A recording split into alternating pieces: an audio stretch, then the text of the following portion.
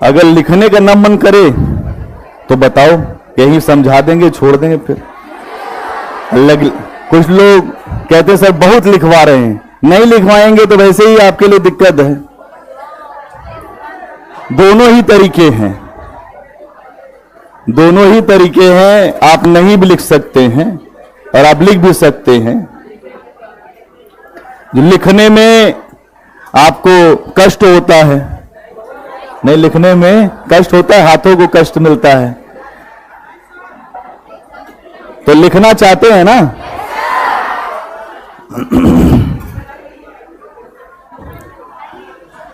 थोड़ी देर कुछ आप लोग अभी आगे कर लें तो फिर आज आपको एक बहुत अच्छी चीज सुनाएंगे फिर उसी के लिए। चलिए, लेकिन पहले अभी पल्लव वंश पे इतनी बात समझ में आ गई। कहां पे थे पल्लव वंश में? आपने ये देख लिया था हाँ कि जो नरसिंह वर्मन था उसने हरा दिया था और जो वातापी कोट की उपाधि धारण कर लिया था।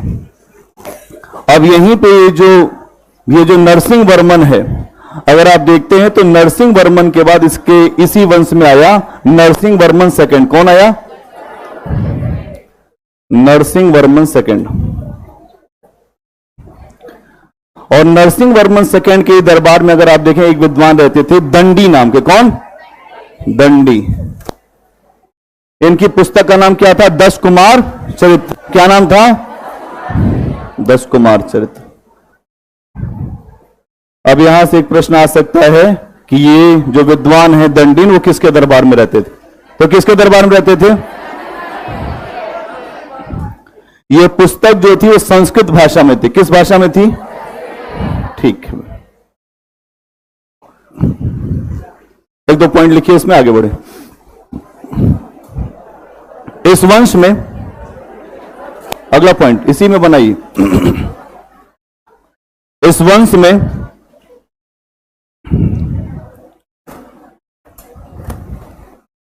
ऑनलाइन वाले भी आ जाइए फटाफट, बाद में छूट जाएंगे आप लोग। इस वंश में अगला शासक नरसिंह वर्मन सेकंड हुआ। इस वंश में अगला शासक नरसिंह वर्मन सेकंड हुआ। इस वंश में अगला शासक नरसिंह वर्मन सेकंड हुआ, जिसके दरबार में दंडी नाम के विद्वान रहते थे। जिसके दरबार में दंडी नाम के विद्वान रहते थे। जिसके दरबार में दंडी नाम के विद्वान रहते थे। इन्होंने 10 कुमार चरित्र नामक पुस्तक लिखी। इन्होंने 10 कुमार चरित्र नामक पुस्तक लिखी। इन्होंने 10 कुमार चरित्र नामक पुस्तक लिखी, जो संस्कृत भाषा में थी। जो संस्कृत भाषा में थी। जो संस्कृत भाषा में थी। क्या क्लियर सबको? जय हिंद। आ जाइए सभी लोग फटाफट। जय गुरुदेव। कोई लिख रहा है जय गुरुदेव। बहुत सही। आ जाइए। अब यहां पे एक लाइन हो भी चुका है, अभी आप लोग आ रहे हैं, हम आगे बढ़ चुके हैं।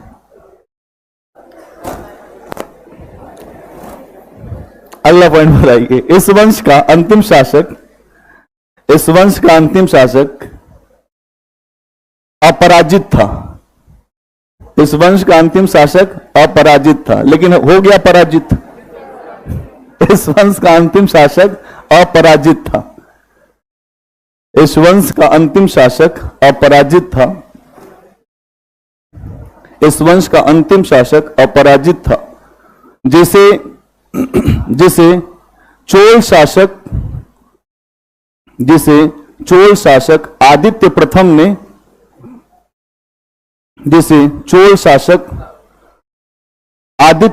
ने हरा दिया। जिसे चोल शासक आदित्य प्रथम ने हरा दिया। जहां से आए हैं यहीं से लिखना शुरू कर दीजिए, जहां से आए यहीं से लिखना शुरू कर दीजिए। इस वंश का आखिरी शासक अपराजित था। पल्लव वंश पे बात कर रहे हैं। इस वंश का आखिरी शासक अपराजित था, जिसे चोल शासक आदित्य प्रथम ने पराजित कर दिया। आदित्य प्रथम ने पराजित कर दिया।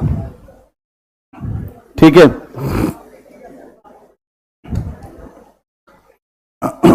एक दो फैक्ट और है इसमें, इसे लिख दीजिए।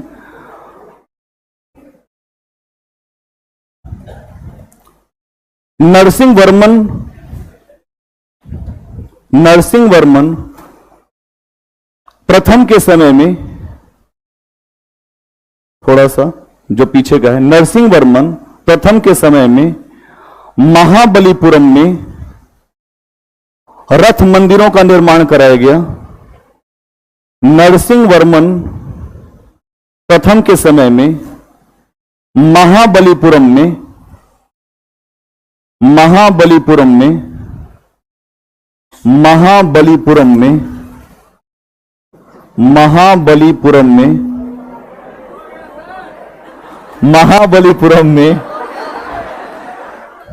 रथ मंदिर बनाया गया। महाबलीपुरम में रथ मंदिर बनवाया गया। ठीक है, रथ मंदिर बनवाया गया। ठीक है, महाबलीपुरम में रथ मंदिर बनवाया गया। अगला पॉइंट बनाइए। नरसिंह वर्मन सेकंड के समय में, अगला पॉइंट, नरसिंह वर्मन सेकंड के समय में, नरसिंह वर्मन सेकंड के समय में कांची में कैलाश मंदिर, नरसिंह वर्मन सेकंड के समय में कांची में, कहीं लिखा होगा, कांची में कैलाश मंदिर, सप्त पैगोडा का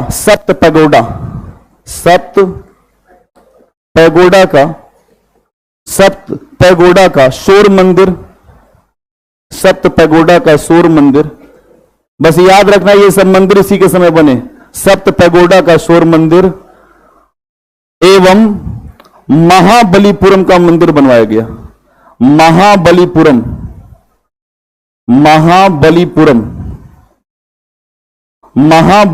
का मंदिर बनवाया गया। महाबलीपुरम का मंदिर बनवाया गया। महाबलीपुरम का मंदिर बनवाया गया। अंडरलाइन कर देना, महाबलीपुरम का मंदिर बनवाया गया। आ जाइए चोल वंश। महाबलीपुरम का मंदिर हो गया, बहुत बढ़िया। चोल वंश, आपने बहुत शक्ति प्रदर्शन आज किया, इतने फैक्ट को आपने आत्मसात किया, यह बहुत अच्छी बात है। अब आत्मसात किया कि नहीं किया वो तो समय बताएगा, लेकिन आपने धैर्यपूर्वक सुना, यह भी बहुत अच्छी बात है। चोल वंश के बारे में हम लोग चर्चा करेंगे। एक आपने देखा था कि जो संगम काल में चोल था, वो चोल बहुत हल्के थे। असली चोल यही हैं। असली चोल, इनका समय क्या है? 9वीं शताब्दी के आसपास का समय है। कब का? 9वीं शताब्दी। और यहां आप देखिए इनकी राजधानी क्या थी? तंजौर। क्या थी? तंजौर। बहुत बढ़िया। चोल शासकों के बारे में बहुत कुछ बातें आती हैं कि चोल शासक जो हैं पल्लव राजवंश के ही ऊपर स्थापित हुए थे। जो पल्लव राजवंश था उन्हीं के ये सामंत थे और बाद में ये शासक के रूप में सामने आए। तो ये पल्लव राजवंश में ये सामंत थे। और जब यहां पर आपको याद आ रहा होगा आदित्य प्रथम ने स्थापित किया था ना, तो यहां आप देख रहे हैं कि यहां से यहां तक की यात्रा इनके द्वारा की गई। जब भी कोई व्यक्ति शक्तिशाली होता है तो अपना स्वतंत्र राज्य बनाने का प्रयास करता है। चोलों के द्वारा भी यही किया गया। चोल राजवंश में आप देखेंगे कि इनकी जो ये वाली शाखा है, ये बहुत मजबूत शाखा है। यहां इसको स्थापित करने वाला कौन है? आदित्य प्रथम। कौन है? आदित्य प्रथम। और यहां पर देखते हैं जब इसने अपने राज्य की स्थापना किया तो इसने कोदंडराम की उपाधि धारण की। कौन सी उपाधि? कोदंडराम। कोदंडराम, कोदंडराम की उपाधि धारण करता है, ये इसकी उपाधि। और अगर आप देखते हैं तो यहां पर इस वंश में जो ये एक महत्वपूर्ण शासक है आदित्य प्रथम, इसके पहले भी एक शासक हुआ है विजयालय। क्या नाम है? विजयालय। कुछ लोग मानते हैं कि इसने भी स्थापित किया, लेकिन मजबूत शासक यही है। विजयालय ने स्थापित तो कर दिया, लेकिन चोल राजवंश आगे कैसे बढ़ा? वो आदित्य प्रथम की वजह से, है ना। इसलिए हम लोग अगर ये देखें कि वास्तविक संस्थापक कौन है? आदित्य है। हमेशा ये रहता है कि स्थापित तो कुतुबुद्दीन ऐबक ने कर दिया दिल्ली सल्तनत, लेकिन इल्तुतमिश के द्वारा मजबूती दी गई। तो वास्तविक संस्थापक कौन था? आदित्य प्रथम। और वहां कौन? इल्तुतमिश। ठीक। तो यहां इस बात को समझना है। और अगर आप देखें तो चोल वंश में आगे चल के आप देखते हैं कि यहां पर बहुत सारे शासक आए। आदित्य प्रथम के बाद एक शासक आया परांतक प्रथम। क्या नाम है? परांतक प्रथम। परांतक, परांतक, परांतक, परातक, परांतक। ठीक है, परांतक प्रथम, परांतक प्रथम शासक है। ठीक है, परांतक प्रथम शासक आता है। इसने जो मदुरै को जीतने का प्रयास किया। किसको जीतने का प्रयास किया? मदुरै को, जो पांड्यराज की राजधानी थी। याद आ रहा है? पांड्यराज की राजधानी मदुरै को जीतने का प्रयास किया। मदुरै को, अगर आप कहें तो जो मदुरा है उसको जीतने का प्रयास करता है। मदुरा को जीतने का प्रयास करता है और वहां पर एक उपाधि धारण करता है जीतने के बाद, मदुरै कोड। कौन सी? मदुरै कोड। मदुरै कोड। तो आपके सामने प्रश्न आए कि मदुरै कोड की उपाधि किसने धारण किया? किसने? किसने? अब आपसे पूछा जाए कि कोदंडराम की उपाधि किसने धारण किया? अब एक व्यक्ति जो विजयालय, इसकी उपाधि है नरकेसरी। क्या है? अब यहां पे 3-4 आपके सामने फैक्चुअल इंफॉर्मेशन है। एक बार बोलो, विजयालय की उपाधि। और आदित्य प्रथम की, इसके बाद परांतक की कौन सी है? मदुरै। मदुरै। बोलो भाई, मुंह खोल के क्या देख रहे हो? बोलना पड़ेगा। कुछ लोग मुंह खोले कि सर हम तो हो गया जो बोल रहा था। मुंह खोल के नहीं देखना, बोलना है। एग्जाम में आ जाएगा, कोई अगल बगल नहीं बताएगा, तो अपना ही दिमाग लगाना पड़ेगा और आएगा ही। अब एक एक चीज बता रहा हूं, अब तो आ ही जाएगा। अब ना आएगा तो फिर बेकार है पढ़ना आपका। अब तो हर चीज बताई जा रही है, A to Z ही सबको बता दिया जा रहा है कि हां अब कुछ नहीं छूट रहा। लेकिन अब आपके सामने सब याद हो जाना चाहिए। 1-2 पॉइंट लिखो, आगे बढ़ो।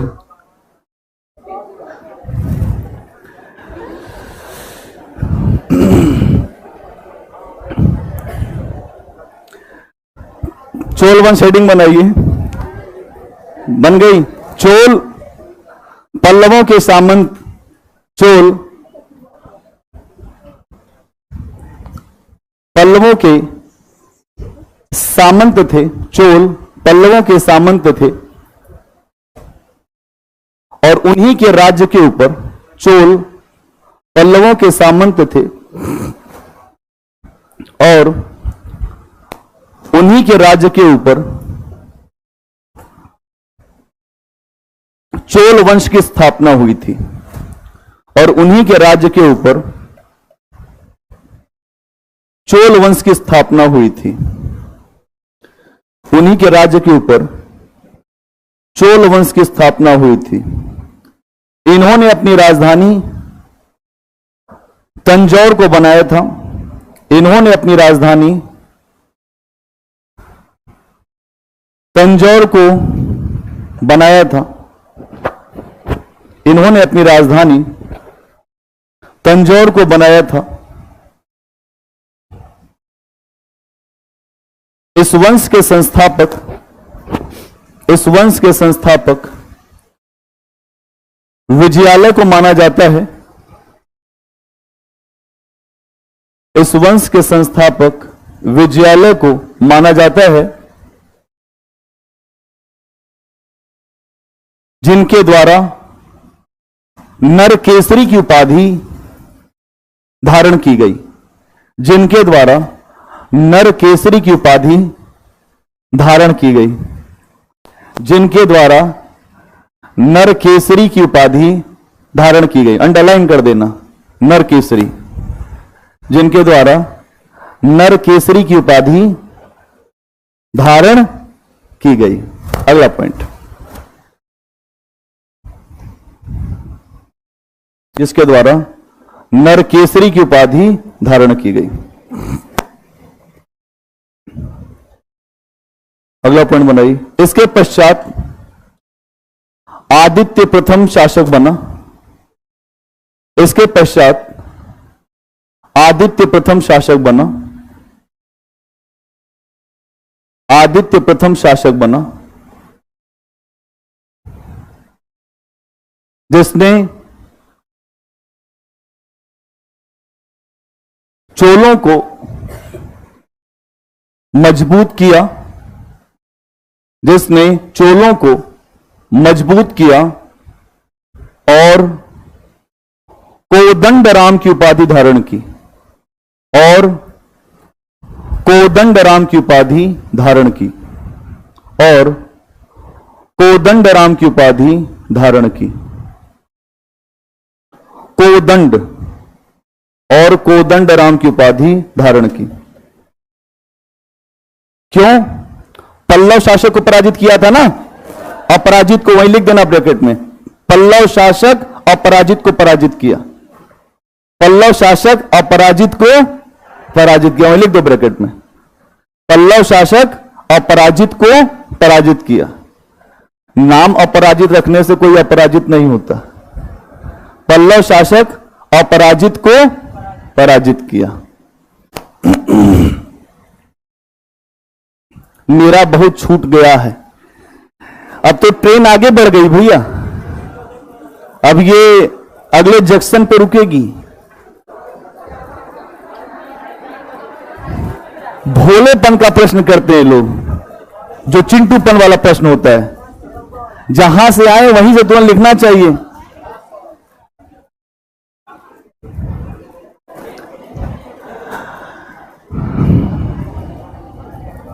अगला पॉइंट बनाइए।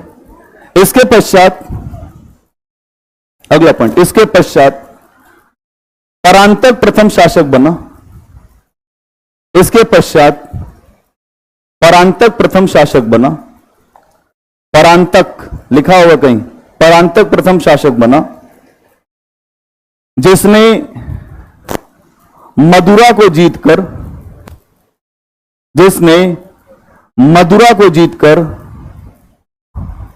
मदुरै कोड की उपाधि धारण की। जिसने मदुरा को जीतकर मदुरै कोड लिखा हुआ, मदुरै कोड की उपाधि धारण की।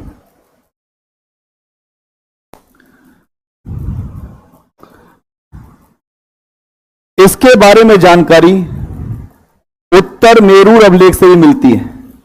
इसके बारे में जानकारी उत्तर मेरू अभिलेख से भी मिलती है। इसके बारे में जानकारी उत्तर मेरूर अभिलेख से मिलती है ना। उत्तर मेरूर अभिलेख, यही लिख दीजिएगा। स्थानीय स्वशासन की भी जानकारी मिलती है यहां। स्थानीय स्वशासन उत्तर मेरूर अभिलेख से मिलती है। इसके बारे में जानकारी उत्तर मेरूर अभिलेख, ये लिखा हो उत्तर मेरूर अभिलेख। इसके बारे में जानकारी उत्तर मेरूर अभिलेख से मिलती है। अगला पॉइंट, इसी के समय में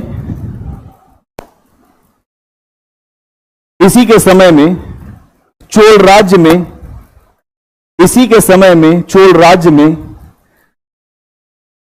भूमि सर्वेक्षण को भी शुरू कराया गया। इसी के समय चोल राज्य में भूमि सर्वेक्षण भूमि सर्वेक्षण इसी के समय में चोल राज्य में भूमि सर्वेक्षण को शुरू कराया गया।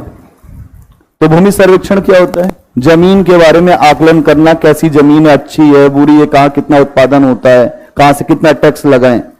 जो व्यक्ति भूमि सर्वेक्षण को नहीं जानता उसको यही नहीं पता चलेगा कि राज्य की आय कितना। इसीलिए सबसे पहले अगर आप अधिकारी बनेंगे तो आपको यह कहा जाएगा कि राजस्व का आपको कलेक्शन करना है। तो आप क्या करेंगे? जो आपके पास जो भी एरिया है वहां पे अलग अलग जो हिस्से हैं, कौन सी ऐसी जमीन है जहां से उत्पादन ज्यादा होता है वहां टैक्स ज्यादा लगाएंगे, जहां उत्पादन नहीं ज्यादा होता वहां टैक्स कम रहेगा। यह सारा एक एस्टिमेशन होता है। तो यहां आप देख रहे हैं भूमि सर्वेक्षण की व्यवस्था दिख रही है। तो किसने कराया? परांतक प्रधान, बोलो किसने कराया? लिख रहे उसके बाद नहीं बोल रहे हैं, बड़ी समस्या। अगला पॉइंट बनाओ। इसके बाद अगला पॉइंट, इसके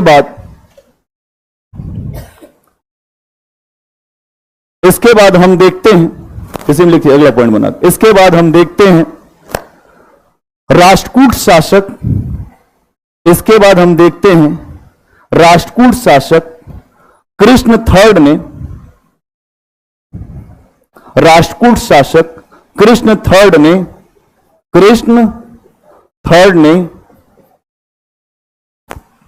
परांतक प्रथम को हरा दिया। कृष्ण थर्ड ने परांतक प्रथम को हरा दिया। कृष्ण थर्ड ने परांतक प्रथम को हरा दिया। तो एक युद्ध हुआ था तक्कोलम का युद्ध। कौन सा? तक्कोलम के युद्ध में, वही ब्रैकेट में लिख देना, तक्कोलम के युद्ध में कौन हारा? चोल शासक हारा है। ध्यान रखिएगा, राष्ट्रकूटों ने हरा दिया चोलों को यहां, लेकिन राष्ट्रकूट ये नहीं जान रहे हैं कि अभी चोलों में कई महान शासक आने वाले हैं। अभी पिक्चर बाकी है। क्या? अभी पिक्चर बाकी है अभी राष्ट्रकूटों की, यहां पे चोलों की।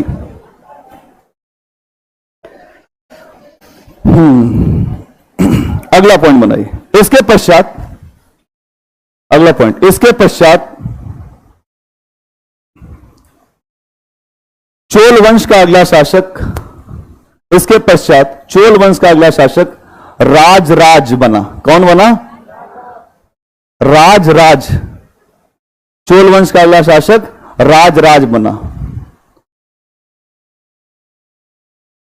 जिसे अरिमोली वर्मन भी कहते हैं, जिसे अरिमोली वर्मन भी कहते हैं, जिसे अरिमोली वर्मन भी कहते हैं, जिसे अरिमोली वर्मन भी कहते हैं, जिसे अरिमोली वर्मन भी कहते हैं। अगला पॉइंट, इसके समय में श्रीलंका के, इसके समय में श्रीलंका के उत्तरी भाग को जीत लिया गया। इसके समय श्रीलंका के उत्तरी भाग को, ऊपर वाले हिस्से को, जो आज का जो जाफना का इलाका है ना, इसके समय श्रीलंका के उत्तरी भाग को जीत लिया गया और उसे चोल वंश में मिला लिया गया,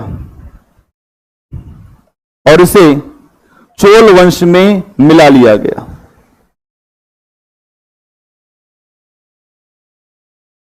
इसके पश्चात राजराज ने चोल वंश में मिला लिया गया।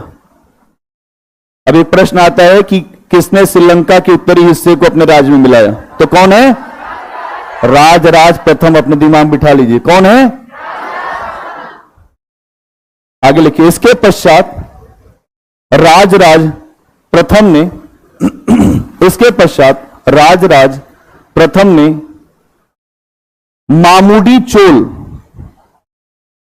मामूडी चोल, मामूडी चोल की उपाधि धारण की, मामूडी चोल की उपाधि धारण की। इसके पश्चात राजराज प्रथम ने मामूडी चोल की उपाधि धारण की। मामूडी मामूडी किसकी उपाधि है? किसकी उपाधि है? किसकी उपाधि है? राजराज की ना। क्यों धारण किया था?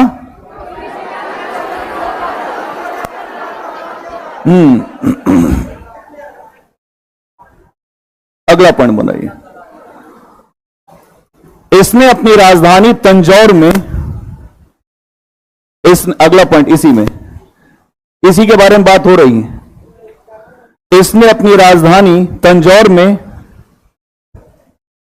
इसने अपनी राजधानी तंजौर में वृहदेश्वर मंदिर का निर्माण कराया। वृहदेश्वर मंदिर। अब एक प्रश्न आ गया कि वृहदेश्वर मंदिर का निर्माण किसने कराया? राजराज प्रथम। इसने अपनी राजधानी तंजौर में बृहदेश्वर मंदिर का निर्माण कराया। इसका मतलब क्या है? भगवान शिव, शैव मत को मानने वाले थे लोग। किसको मानते थे? शैव मत को।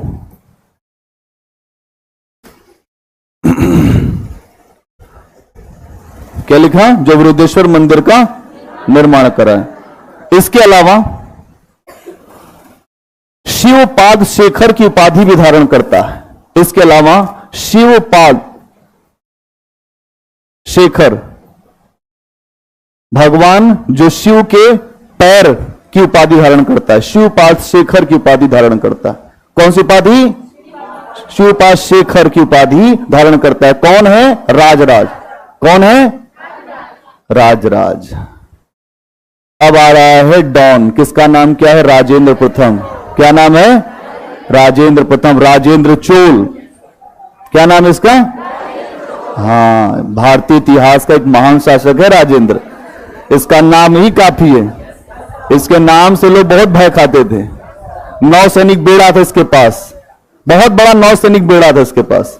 लोग कहते हैं अंग्रेज जब आए तो अंग्रेजों ने कहा आपके यहां नेवी कभी नहीं रही, आप क्या जाने हमारा हाल। इतिहास नहीं पढ़े थे ना।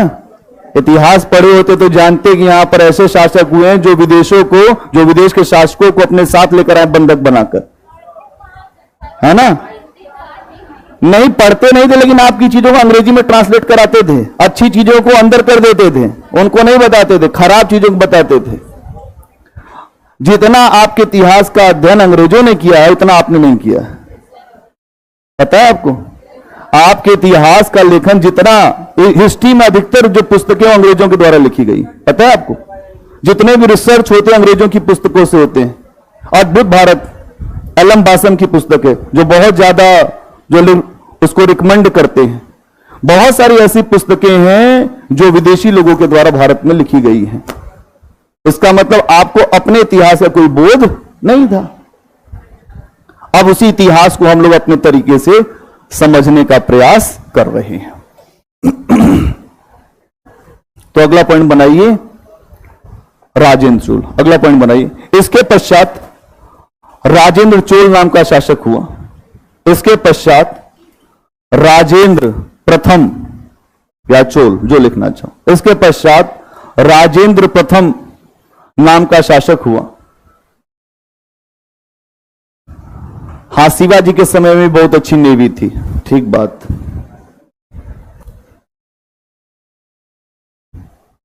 इसके पश्चात राजेंद्र प्रथम नाम का शासक हुआ जो चोल वंश का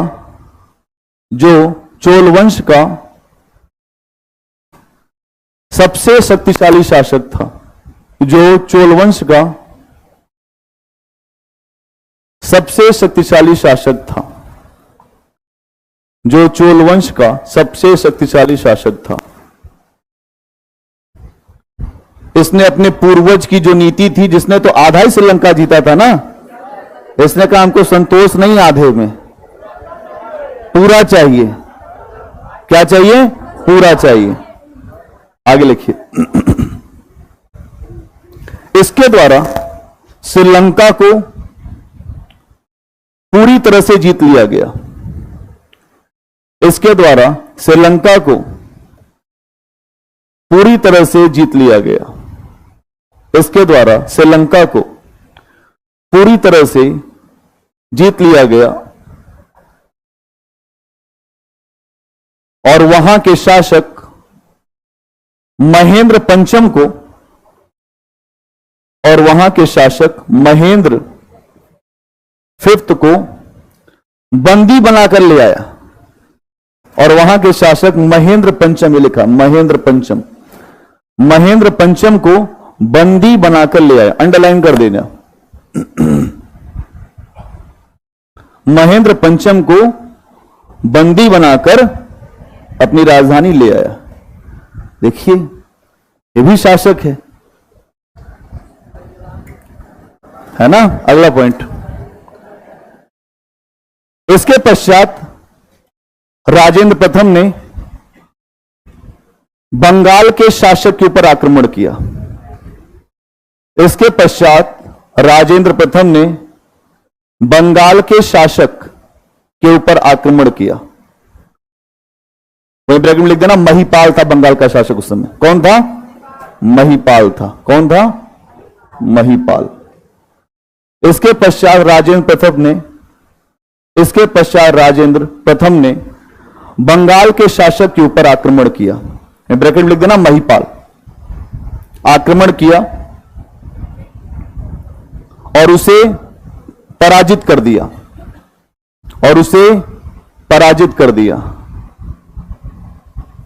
और उसे पराजित कर दिया। इसके बाद गंगई कोड की उपाधि धारण किया।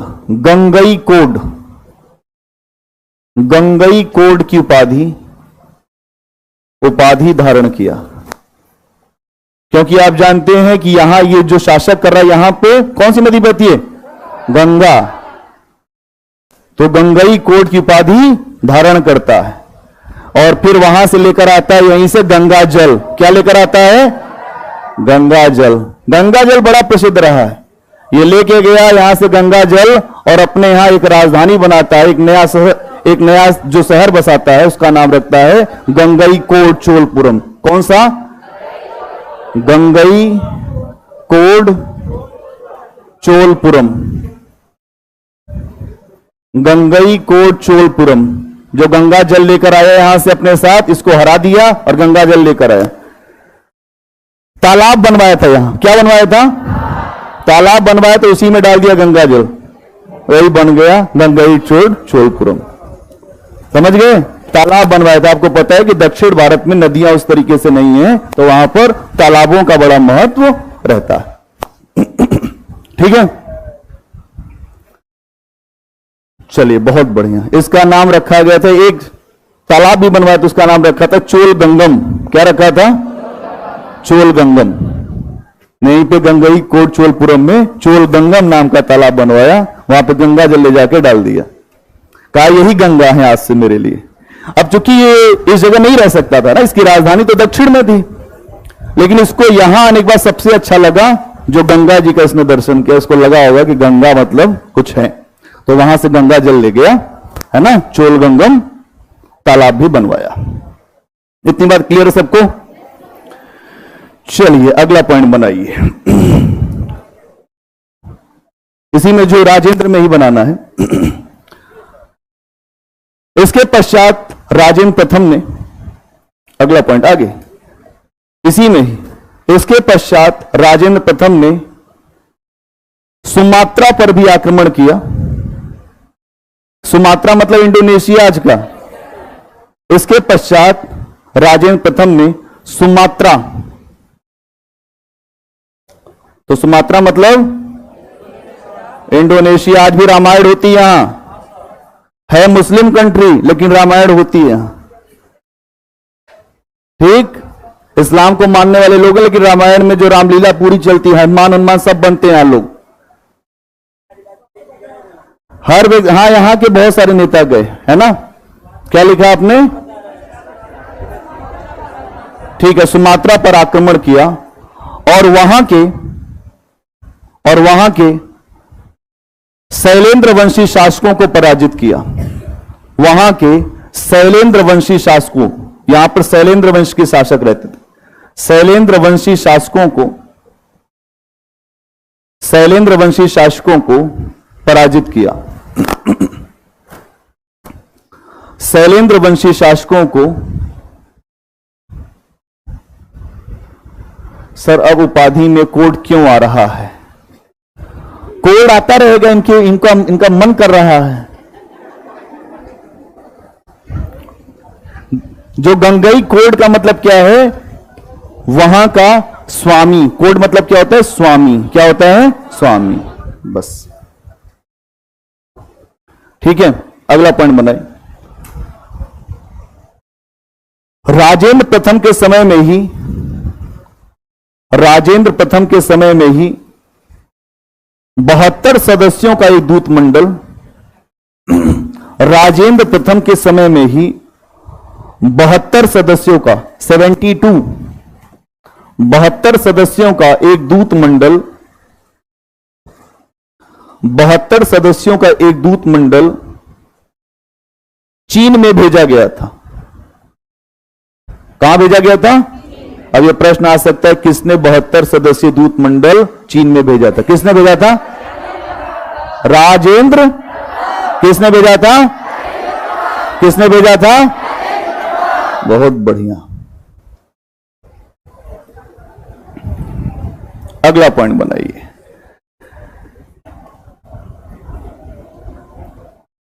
इस वंश में अगला शासक, इनका समय समाप्त, अगले शासक पे। इस वंश में अगला शासक कुलोतुंग, इस वंश में अगला शासक कुलोतुंग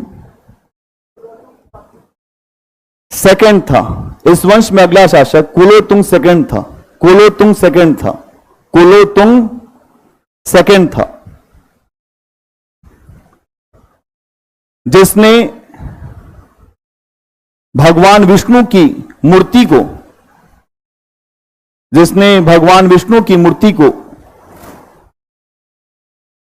चिदंबरम मंदिर से निकलवाकर, जिसने भगवान विष्णु की मूर्ति को चिदंबरम मंदिर से निकलवाकर, यह चिदंबरम मंदिर लिखा है, चिदंबरम मंदिर से निकलवाकर समुद्र में फेंकवा दिया था। बताइए, ये भगवान जो शिव के भक्त हैं, ये शिव के भक्त हैं और विष्णु की मूर्ति फेंकवा दिए। बहुत बढ़िया। शिव द्रोही ममदास कहावा, सो नर मोहि सपने नहीं भावा। भगवान राम कहते हैं कि जो शिव से द्रोह करता है वो कहता है मेरा भक्त है, ऐसा व्यक्ति मुझे सपने में भी नहीं भाता है। इनको देखिए, ये शिव के भक्त हैं और मूर्ति फेंकवा दिए। क्या लिखा आपने? चिदंबरम, जो मंदिर में जो विष्णु की मूर्ति थी उसे समुद्र में फेंकवा दिया। आगे लिखिए, बाद में इसी मूर्ति को रामानुजाचार्य द्वारा समुद्र से निकलवाया गया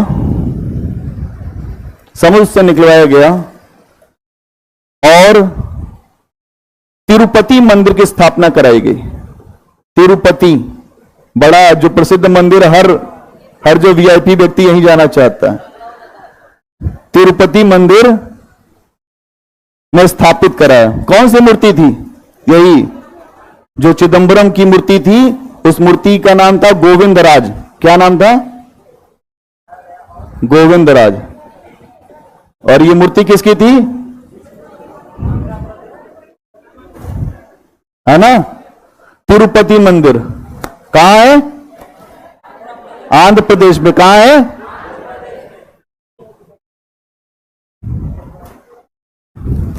आंध्र प्रदेश में मंदिर बनाया। आप जाएंगे इस मंदिर में दर्शन करने के लिए तो आपको सब नया नया कपड़ा ही पहनना पड़ेगा। यहां की बड़ी कहानी है। अच्छा है, ठीक है, जैसा अब आप ये सोचिए कि भगवान विष्णु की मूर्ति को जो फेंकवा दिया गया, फिर वो मूर्ति अपने आप मिल गई। आप ये आश्चर्य नहीं समझ में आ रहा है आपको? कब उसने जो फेंकवाया होगा, फिर रामानुजाचार्य ने उसको कैसे निकलवाया होगा। और रामानुजाचार्य के द्वारा एक दर्शन दिया गया, विशिष्टा द्वैतवाद। कौन सा? विशिष्टा द्वैतवाद। इसका मतलब क्या है? ईश्वर और जीव में कुछ अंतर है। ईश्वर जो है वो विशिष्ट है। कैसा है ईश्वर?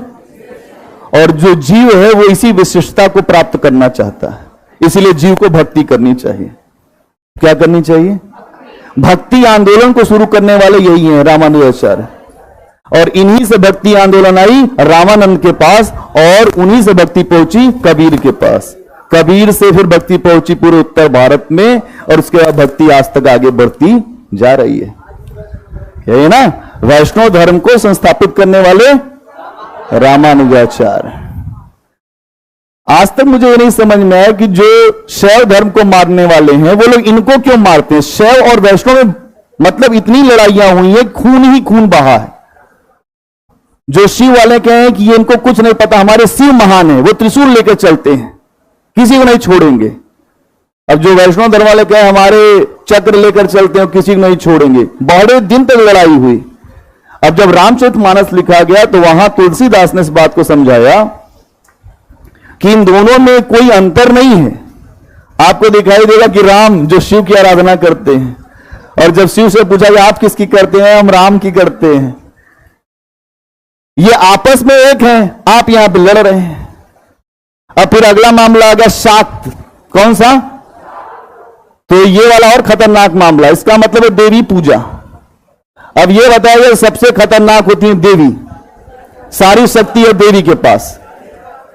ये भगवान जो भगवान जो शिव हैं उनसे भी ऊपर है ना। अब भाई यहां पर भी कंफ्यूजन है, यहां पर भी कंफ्यूजन है। क्या कंफ्यूजन है? शक्ति एक ही जगह है जो रेगुलेट कर रही है सबको। वो देवी के रूप में है, चाहे वो शिव के रूप में है, चाहे वो विष्णु के रूप में है, और जो शक्ति की आराधना करेगा शक्ति उसको मिल जाएगी। जो यहां पर यह समझने की जरूरत है कि शक्ति कहीं किसी एक ही जगह नहीं है, शक्ति हर जगह घूम रही है। और अगर आपने जो शक्ति की बात समझ लिया तो आप किसी से लड़ना बंद कर देंगे, आप आंतरिक शक्ति की तरफ बढ़ेंगे, और फिर वहां से आपको यह पता चलेगा शक्ति भीतर है। जब संघर्ष करने जाते हैं, जब रावण के ऊपर, तो उन्होंने आराधना किया शक्ति की 9 दिन तक। कितने दिन तक? उसीलिए आप जानते हैं कि दशहरा मनता है। 9 दिन तक आराधना किया। जैसे जो 9वें दिन आराधना करते हुए आगे पहुंचे, कमल का फूल चढ़ा रहे थे राम, तब तक देवी ने एक फूल गायब कर दिया। क्या किया? गायब कर दिया। आखिरी फूल जो है राम को चढ़ाना था, और वो फूल गायब हो गया। राम तो राम है, राम के सामने तो किसी की चलती नहीं। राम ने तुरंत अपना जो धनुष उठाया, जो बाण उठाया, और उनको याद आया कि मेरी मां मुझको राजीव नयन कहती थी। क्या कहती थी? अपनी आंख निकालने को तत्पर हो गए। तुरंत देवी प्रकट हो गई। देवी ने कहा कि आपकी जय होगी राघवेंद्र नवीन, आपकी जय होगी। देवी भी उसी के पास जाएंगी जहां शक्ति है। शक्ति जिसके पास नहीं, उसके पास नहीं देवी जाती हैं।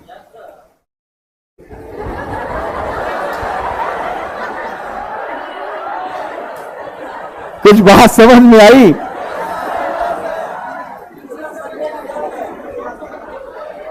बिना शक्ति के शक्ति भी नहीं मिलती है। अगर शक्ति ना हो तो शक्ति की आराधना ही नहीं हो पाएगी। इसीलिए एक रचना है जो राम की शक्ति पूजा, जहां पे कहते हैं कि शक्ति की करो मौलिक कल्पना, करो पूजन। क्या करो? शक्ति की करो मौलिक कल्पना, करो पूजन। छोड़ दो समर, उस समय तक एग्जाम मत दो जब तक तैयारी ना हो। शक्ति की करो मौलिक कल्पना, करो पूजन। छोड़ दो समर जब तक सिद्धि ना हो रघुनंदन। जब तक आपके जो तैयारी अच्छी नहीं हुई है, तब तक एग्जाम में बैठेंगे आपको निराशा याद लगेगी। और अगर आपकी तैयारी हो गई है तो आपको फिर तो कोई रोग नहीं पाएगा। यही है शक्ति की कल्पना, जो आपके भीतर से आएगी, बाहर से नहीं कोई दे सकता।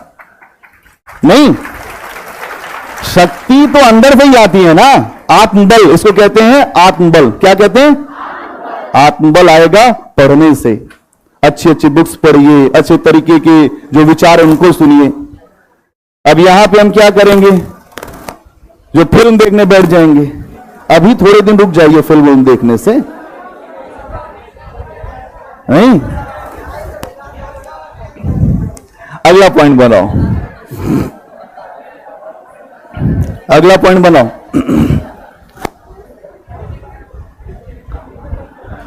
इस वंश का आखिरी शासक राजेंद्र थर्ड था। इस वंश का आखिरी शासक राजेंद्र थर्ड था। कौन था? राजेंद्र तृतीय। इस वंश का आखिरी शासक राजेंद्र थर्ड था। कौन था? राजेंद्र थर्ड था। इसके पश्चात यह वंश समाप्त हो गया। इसके पश्चात यह वंश समाप्त हो गया। इसके पश्चात यह वंश समाप्त हो गया। अब कुछ लिखिए महत्वपूर्ण जानकारियां चोल राजवंश की। मैं हेडिंग बनाइए, चोल राजवंश की महत्वपूर्ण जानकारियां। चोल राजवंश की महत्वपूर्ण जानकारियां।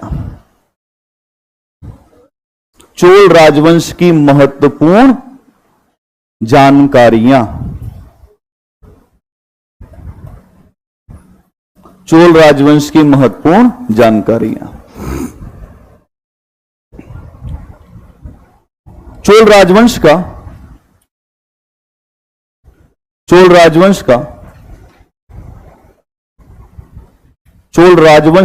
चोल राजवंश की सबसे महत्वपूर्ण विशेषता, चोल राजवंश की सबसे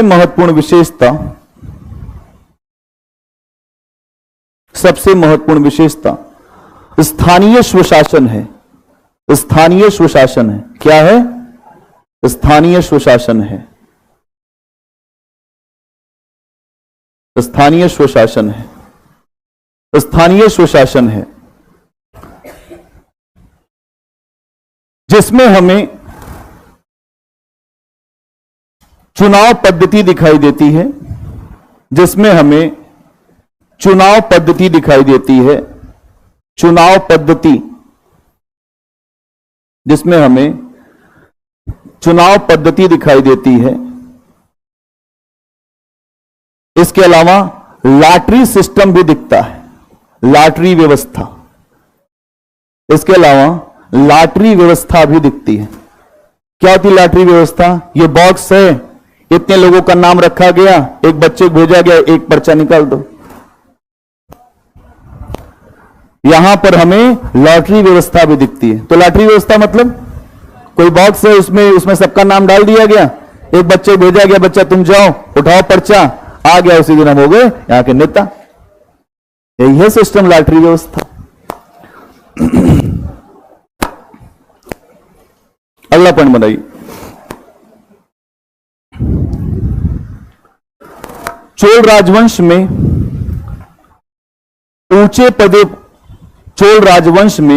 ऊंचे पदों पर रहने वाले अधिकारियों को, चोल राजवंश में ऊंचे पदों पर रहने वाले अधिकारियों को, चोल राजवंश में ऊंचे पदों पर रहने वाले अधिकारियों को पेरुंदरम कहते हैं। चोल राजवंश में ऊंचे पदों पर रहने वाले अधिकारियों को पेरुंदरम कहते हैं। पेरुंदरम कहते हैं। क्या कहते हैं? और निम्न पदों पर रहने वाले अधिकारियों को सेरुंदरम कहते हैं। सेरुंदरम।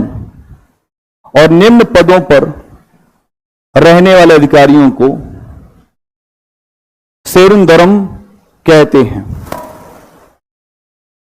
सेरुदरम कहते हैं। सेरुदरम कहते हैं। अगला पॉइंट, चोल राजवंश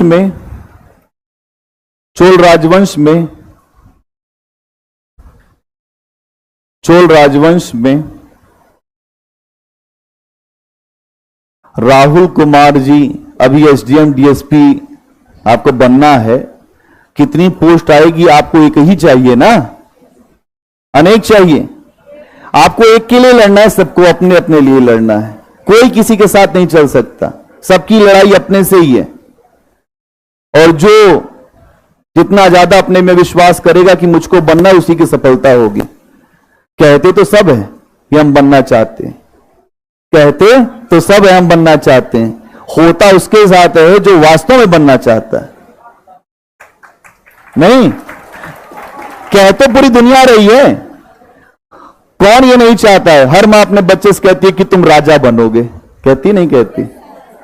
भाई जो राजा बनेंगे, या जो लड़कियां हो तो तुम बहुत बड़ी महारानी बनोगी, हर मां कहेगी। लेकिन यहां आप समझिएगा, क्या हर बच्चा राजा बन पाता है? राजा बनने के लिए राजा की क्वालिटी भी चाहिए, राजा बनने के लिए राजा की क्वालिटी भी चाहिए। आपने मूवी देखा ना बाहुबली? बाहुबली को जो है हटा दिया जाता है राज्य से, वहां जाता, वहां भी राजा है वो, जिसके अंदर वो है ना गुण, वो हमेशा वहां दिखेगा, और जिसके अंदर नहीं है वो राजा की कुर्सी बैठेगा, उसको ही बेकार कर देगा, नहीं बेकार कर देगा। पद से कोई महान कभी नहीं हुआ है, जो व्यक्ति महान होता है उसके बाद वो पद भी महान हो जाता है जिस पे आप बैठते हैं। ऐसे अधिकारियों पे आपको हमेशा दिखाई देगा कि ऐसे अधिकारी हैं जो बहुत ईमानदार हैं, उनके नाम की चर्चा होती है। आप लोग उत्साहित होते बीच बीच में, सोचते ये बात ठीक चल रही है, अभी ये सही चल रहा है मैटर। क्या लिखा?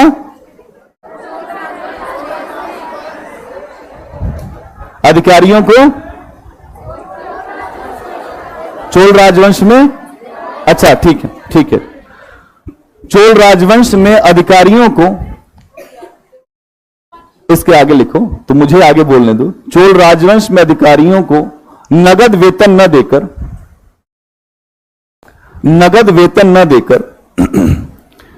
भूमि अनुदान दिया जाता था। चोल राजवंश में अधिकारियों को नगद वेतन न देकर भूमि अनुदान दिया जाता था। प्रशासन की सुविधा के लिए पूरे साम्राज्य को, प्रशासन की सुविधा के लिए पूरे साम्राज्य को 6 प्रांतों में बांटा गया था। पूरे साम्राज्य को 6 प्रांतों में बांटा गया था, जिसे मंडल कहते थे। जिसे मंडल कहते थे, इसको 2 पानी पिलाओ जल्दी, नहीं तो हमें खांसी आ ही जाएगी। जिसे मंडल कहते थे। क्या कहते थे? अगला पॉइंट बनाइए। मंडल को कोट्टम में बांटते थे। मंडल को कोट्टम में बांटते थे, और कोट्टम को नाडु में बांटते थे, और कोट्टम को नाडु में बांटते थे, और नाडु कुर्रम में बटा होता था, नाडु कुर्रम में बटा होता था। कुर्रम मतलब क्या है? ग्राम समूह। क्या है? ग्राम समूह। और ये क्या है? नाडु जिला। ये क्या है? कमिश्नरी। क्या है? अब ये भी आ जाता है कि इनकी व्यवस्था का सीक्वेंस मिलाई। तो सबसे ऊपर क्या है? मंडल। फिर बहुत बढ़िया।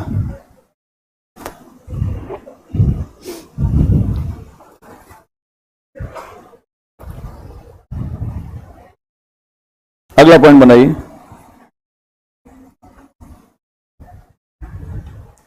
इस समय मंदिर निर्माण की द्रविड़ शैली का विकास हुआ। इस समय मंदिर निर्माण की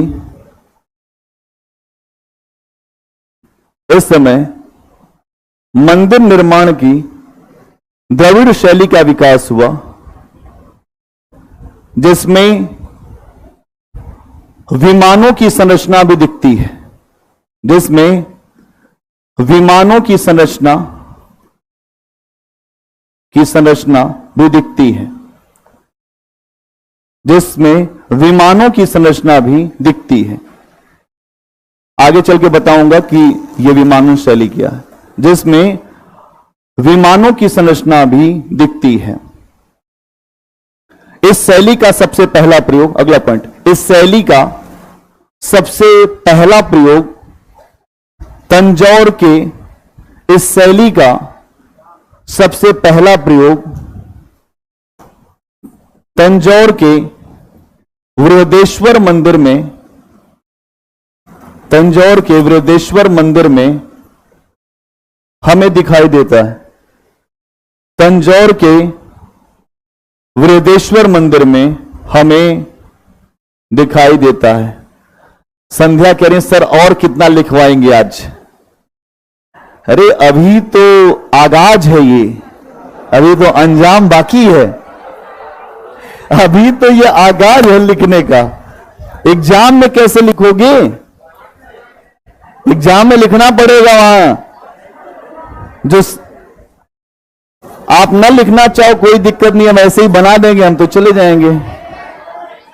आपको न लिखना चाहें, अगर आप लोग हाथ उठाएं कि जो लोग नहीं लिखने वाले हैं, कितने लोग ऐसे हैं जिनको नहीं लिखना है? हाथ उठाइए।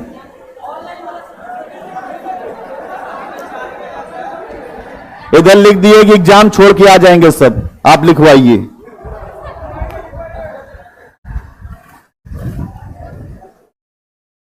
बहुत बढ़िया, आज आप लोगों ने लेकिन बड़ा अद्भुत करके दिखाया काम, बहुत बढ़िया। अगला पॉइंट बनाइए, बहुत अपने लिए ताली बजाइए एक बार,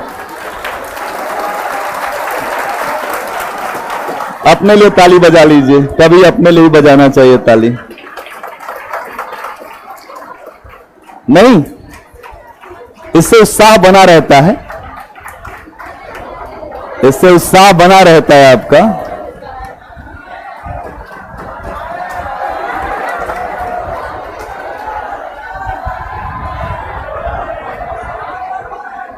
एक दो पॉइंट और लिखो, फिर तुम्हें कुछ सुनाएंगे।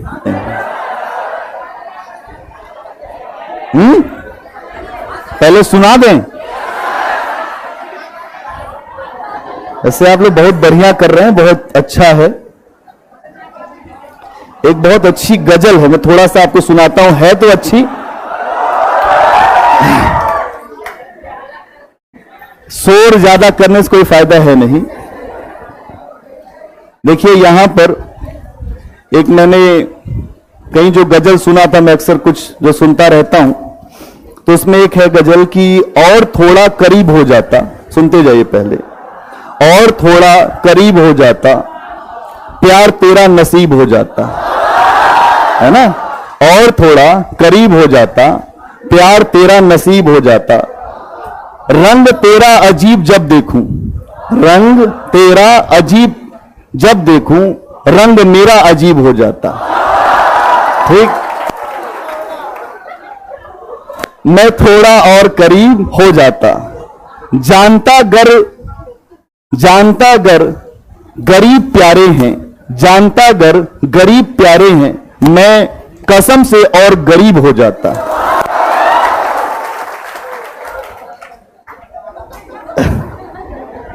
तो बस इतना ही सुन लो, अब इससे ज्यादा बस सुनो, जाने दो,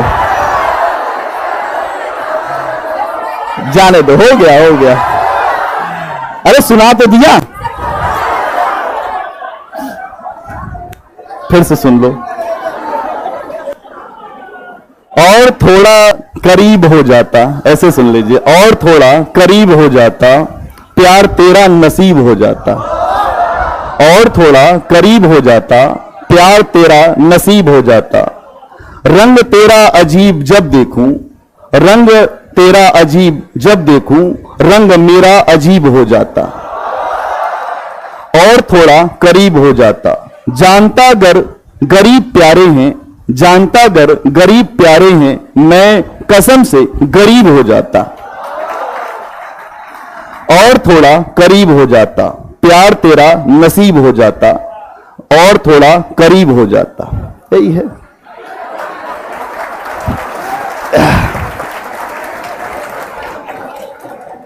ठीक, कुछ आई बात समझ में? ये अच्छा लगता है कभी कभी जब मैं लिखता पढ़ता हूं तो कुछ न कुछ लिखता रहता हूं या सुनता रहता हूं। अपने भी कुछ लिखते हैं, वैसे हमारी जो इतनी हैसियत नहीं है जैसा ये लिखा गया है। ये एक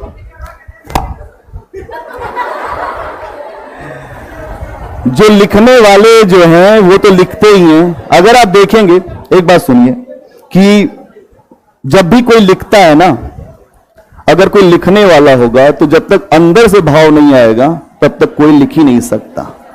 लिखने के लिए अंदर से भावना आनी चाहिए, उसके बाद ही कुछ बातें होती हैं। हर बात पे हंसना भी आसान नहीं है ना। हर बात पे अगर कोई हंस ले, ये सोचे हंस ले, भावना में जब तक आप नहीं डूबेंगे तब तक कुछ नहीं होगा। एक बड़ी अच्छी कविता है, मेरे प्रियतम को भाता है तम के पर्दे में आना, मेरे प्रियतम को भाता है तम के पर्दे में आना। एक महिला कह रही है कि मेरे जो प्रियतम है वो अंधेरे में ही मुझसे मिलते हैं। इसका मतलब क्या है कि ये जो जीवन है हमारा ना, इसमें बहुत अंधेरा पक्ष भी है और उजला पक्ष भी है, और हमको इसी के बीच अपने आप को साधना है। साधने की अवस्था का मतलब यह जीवन, जो अपने जीवन को साध लेगा वही आगे बढ़ेगा। ऐसा एक भी व्यक्ति नहीं है कि जिसके जीवन में कोई समस्या ना हो।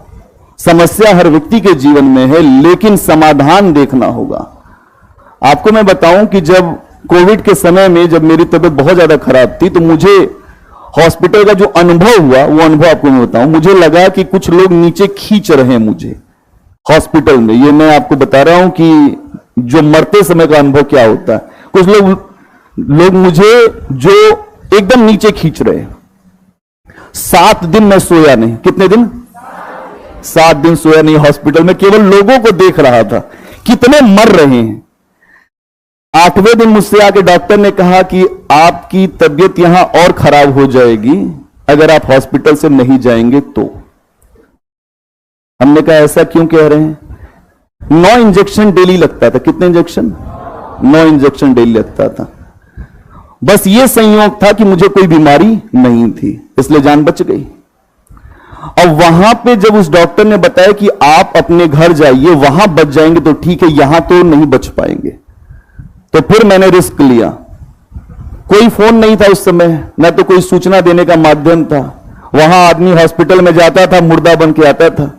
और जो दिल्ली की हालत आप जानते थे कि क्या थी, 17 अप्रैल के आसपास की कहानी।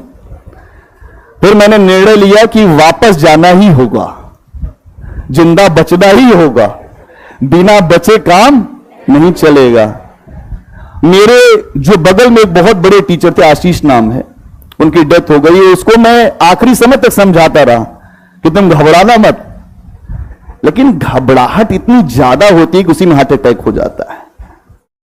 तो अपने जीवन में एक बात समझ लो, आप अपने ऊपर नियंत्रण रख जाओगे, जो चाहोगे वो मिल जाएगा। अब हमें नहीं पता था कि आप लोग को पढ़ाना है, यहां तक आना है, ये नहीं पता था। हर जगह एक माध्यम बना हुआ है। आपको हमसे पढ़ना था, हमें यहां आना था, हमको क्या पता पटना। हम आज तक कभी भी किसी रीजनल सेंटर पे नहीं जाके पढ़ाए, कभी भी। पहली बार कहीं आए, कहीं गए ही नहीं है। हमें दिल्ली में ही इतने काम रहते हैं कि वहां से फुर्सत नहीं होती है कि हम कहीं और जाएं। ये तो खान सर का बहुत अच्छा जो स्वभाव, और मुझे इनकी बात समझ में आई, तो मुझे लगता है कि एक बेहतर विकल्प हर व्यक्ति को मिलता है जीवन में। और आप अपने समय का वेट करिए, टू वेट योर टाइम। आपका समय आपके साथ न्याय करेगा, कोई और न्याय नहीं करता है, समय ही न्याय करता है। समय पर हर चीज मिल जाएगी आपको। आप खड़े रहिए, साहस का साथ मत छोड़िए। कर्ण जब आखिरी समय में, जब आखिरी दिन लड़ने गया था, तो उसने इस बात को समझ लिया था कि मेरी मृत्यु होगी, लेकिन अपनी शक्तियों का आराधन किया उसने कि आज तक मैंने इतना अच्छा काम किया, वो शक्तियां लड़ेंगी। आखिरी दिन भगवान कृष्ण भी दहल गए जैसे कर्ण लड़ रहा था। कृष्ण न होते तो अर्जुन 1 मिनट लड़ नहीं सकता कर्ण से। कर्ण इतनी शक्ति उसके पास। अगर आपके पास अपनी शक्ति है तो ईश्वर को भी आपको देना पड़ेगा। ईश्वर आपका ले नहीं सकता। ईश्वर को आपकी चीज आपको वापस ही करनी पड़ेगी। इतना विश्वास बना के रखिए अपने अंदर, तो फिर आपको कोई रोक नहीं सकता। और ये सारी बातें अंदर से आती हैं। जब आपने अनुभव किया, मरने जीने का आपके साथ पूरी फिलॉसफी आ गई, और वो चीज अपने आप जो दर्शन के रूप में, जो बहुत सारे 8 दिन में मैंने पूरी रामचरितमानस, पूरी भगवत गीता सब पढ़ डाली कि अब जाने का भी समय होगा तो कुछ न कुछ पढ़ के जाएंगे। उसमें भी डर नहीं है। जब मैं हॉस्पिटल जा रहा था तो मेरी जो बेटी है वो 2 साल की थी उस समय। कितने साल की? वो आ गई मेरे पास कि अब कहां जा रहे हो। उस समय तो बच्चे बहुत छोटे तो कहां ही बोल पाते हैं। मैंने कहा कि जीवन जो है ना, जीवन आपके लिए हमेशा परीक्षा लेकर आता है। अगर उन परीक्षाओं में आपने पास कर लिया तो आपको कभी पीछे मुड़ के नहीं देखना पड़ेगा। कुछ समय ऐसे आएंगे जहां आपका जीवन भी डिसाइड होगा और आप भी डिसाइड होंगे। आखिरी समय तक जाइए। कुछ लोग होते हैं आखिरी समय तक नहीं जाते, इसलिए उनका जीवन जो बीच में रुकता है। अपने आखिरी पॉइंट पर आपको पहुंचना पड़ेगा। आपको सफलता मिलके रहेगी, कोई रोक ही नहीं सकता आपको। एकदम आखिरी समय तक जाना पड़ेगा। लेकिन और वो पीड़ा का समय होता है, उसमें बहुत कष्ट झेलना पड़ेगा, लेकिन वो आपको झेलना ही होगा। क्या बात समझ में आई? बहुत बढ़िया। अगला पॉइंट बनाइए। चोल काल में अगला पॉइंट बनाओ। चोल काल में हमें नटराज की प्रतिमा मिलती है। चोल काल में हमें नटराज की प्रतिमा मिलती है। चोल काल में हमें नटराज की प्रतिमा मिलती है, जो हमारी सांस्कृतिक धरोहर का प्रतीक है। चोल काल में हमें नटराज की प्रतिमा मिलती है, जो हमारे सांस्कृतिक धरोहर का प्रतीक है। सांस्कृतिक धरोहर का प्रतीक है।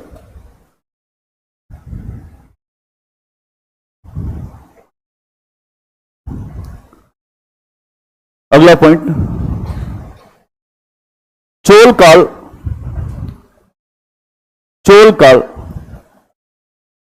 तमिल भाषा के लिए स्वर्ण काल के रूप में माना जाता है। चोल काल तमिल भाषा के लिए स्वर्ण काल के रूप में माना जाता है। स्वर्ण काल के रूप में माना जाता है। कोई पूछ रहा है कि नटराज की मूर्ति कैसी होती? नटराज की मूर्ति, भगवान शिव की ऐसे मूर्ति देखा होगा, उसमें शिव नृत्यरत हैं। और आप जानते हैं कि शिव से ही जो संगीत की उत्पत्ति हुई है, उनके डमरू से जो संगीत की उत्पत्ति हुई है, फिर सामवेद से भी संगीत की उत्पत्ति मानी जाती। भगवान शिव की मूर्ति है, उसमें अलग अलग रूप में भगवान शिव को जो दर्शाया गया है। अगला पॉइंट, तमिल साहित्य में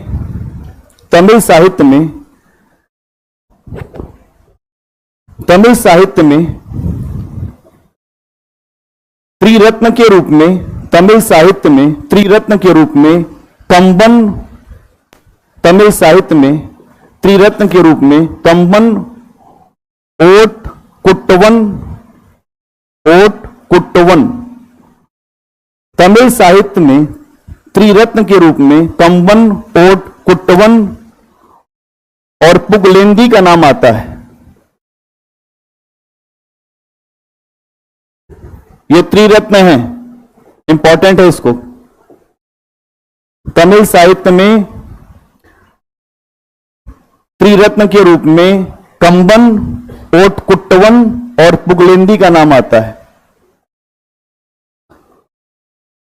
अगला पॉइंट लिख दीजिएगा। कंबन के द्वारा ही तमिल रामायण रची गई। कंबन के द्वारा ही तमिल रामायण रची गई।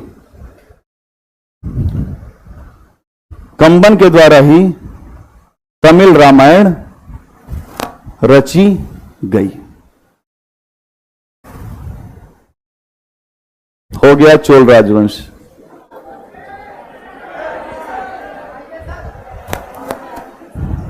राष्ट्रकूट, राष्ट्रकूट, बस चलिए आज रहने दीजिए। राष्ट्रकूट कल 12:30 बजे क्लास है। एक टाइम ही आ जाना, 12:30 से जितनी देर पढ़ पाएंगे पढ़ लेना। जो लड़कियों को कार्ड मिलेगा आई कार्ड वो रुके रहेंगी। एक ही टाइम पढ़ लेना, 12:30 से 2:30 तक पढ़ लेना, फिर चले जाना, ठीक है।